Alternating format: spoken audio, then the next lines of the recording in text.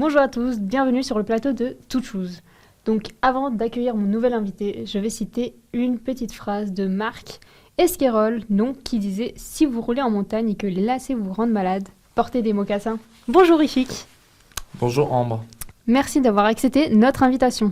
Donc vous êtes celui dont tout le monde parle en ce moment car vous êtes l'auteur de cette invention qui va sans nul doute bouleverser notre quotidien à tous. Donc si vous vous présentiez, parce que certains de nos auditeurs peuvent parfois vivre dans une grotte, donc si vous pouvez vous présenter en quelques mots. Avec plaisir.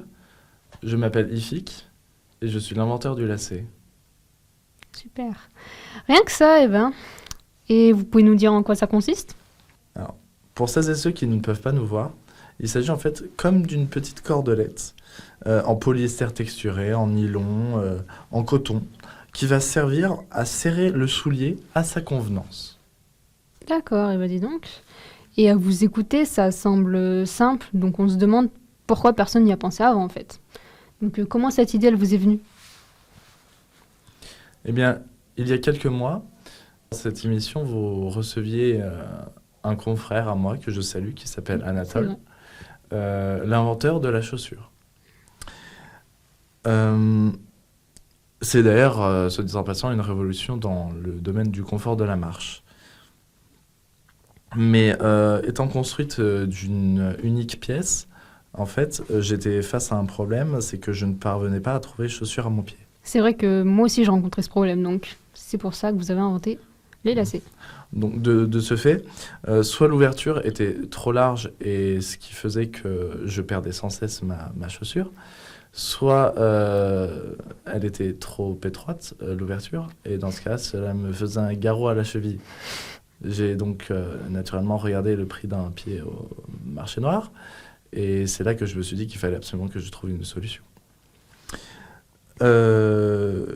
Donc je me suis inspiré en fait de la Spartiate, que l'on connaît tous, et je l'ai adaptée en fait en perforant des petits trous dans la chaussure. Et après, pour faire passer le lacet, et c'est comme ça qu'est né le laçage. Cette histoire, elle est incroyable, non mais vraiment digne d'un best-seller.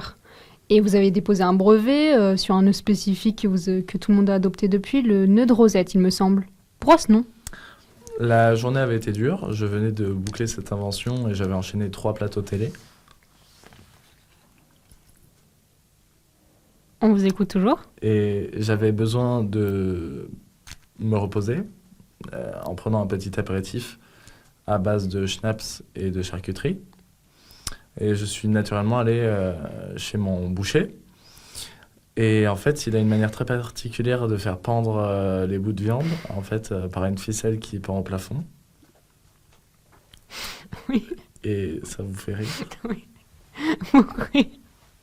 D'accord. Donc, en fait, ce nœud est spécifique dans le sens où il n'a besoin de tirer que sur une petite cordelette pour le faire tomber. C'est simple et rapide, tout ce dont j'avais besoin.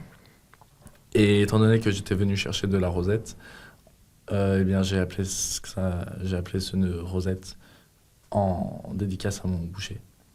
D'accord. C'est une histoire très touchante.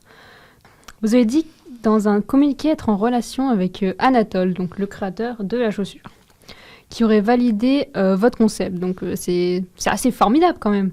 Il a modifié des lignes de sa production pour entrer en cohérence avec la vôtre. Donc c'est assez incroyable quand même. C'est un partenariat vraiment en or. Vous avez fait l'affaire du siècle. Oui, en effet, j'ai eu beaucoup de chance. L'avenir de la chaussure avec vous, il a le vent en poupe, mais vraiment. Donc merci beaucoup de votre présence, Ifik. Vous pouvez remercier nos téléspectateurs et vous également chez vous, vous pouvez le remercier. C'était Ambre dans les studios de Toutes Choses.